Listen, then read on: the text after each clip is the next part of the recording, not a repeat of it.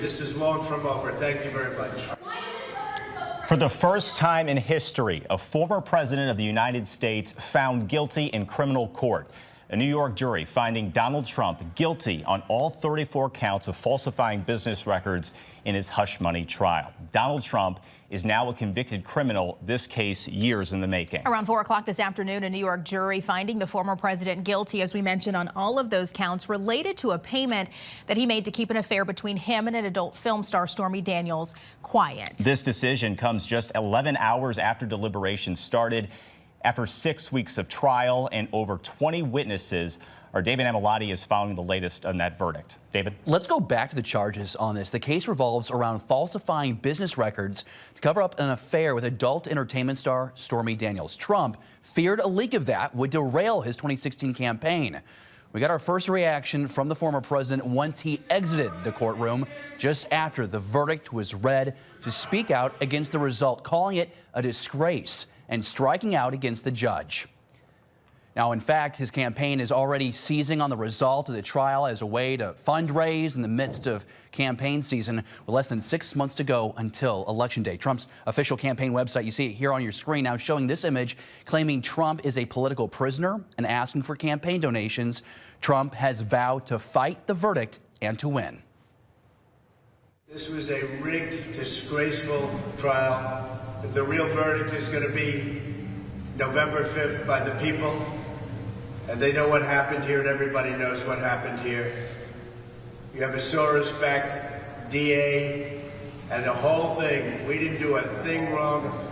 I'm a very innocent man. There are, of course, a lot of questions on where we go from here. What we do know is the president has said he will appeal that verdict, as we mentioned, and that President Trump will have to be back in court on July 11th for sentencing in this case. All right, David, thank you for a look at that. A live look now at the White House. The president is not officially, this actually is the motorcade, it looks like, through Manhattan there. Traffic you can see packed up there in Manhattan. But we are hearing from the White House. A spokesperson says that, quote, we respect the rule of the law and have no additional comment. President Biden is currently in Delaware with his family, and he has no public appearances on his schedule for the rest of the day. But again, yeah, this live look is from Manhattan.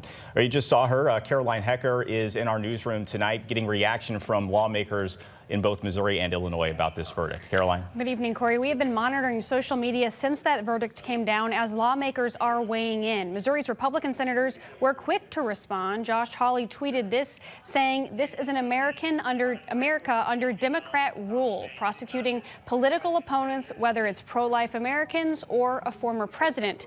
Missouri's junior senator Eric Schmidt also took to Twitter in response, saying Soviet-style show trials have predictable results. What happened in New York today is no different. The American people will reject this unprecedented lawfare in November. Illinois Governor J.B. Pritzker, a Democrat, released a statement saying, in part, justice has been served. After facing a jury of his peers, Donald Trump is exposed as the liar and fraud that he is.